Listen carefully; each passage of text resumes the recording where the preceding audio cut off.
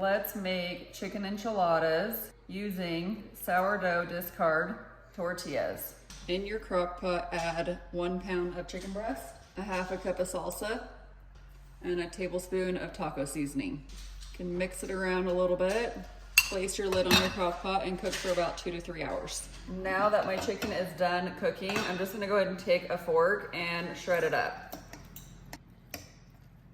And because I don't like dirtying bowls, I'm going to mix everything in here for the enchiladas. Add a half a cup of Greek yogurt. This is optional, but you can add more taco seasoning, some pepper, a little bit of salt, and then I'm gonna add some shredded cheese. And then go ahead and mix that all together. Go ahead and set that aside. Next up, spray your casserole dish with some nonstick cooking spray. And then I'm also just gonna put a little bit of my enchilada sauce in the bottom. And I'll set that aside. So for my enchiladas, I'm actually going to use my sourdough discard tortillas that I made yesterday.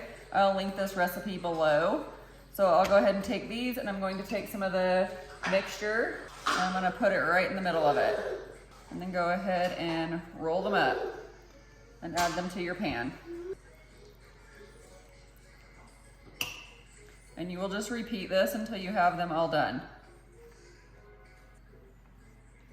Now that we have them all assembled, I'm gonna go ahead and put the rest of my enchilada sauce on top.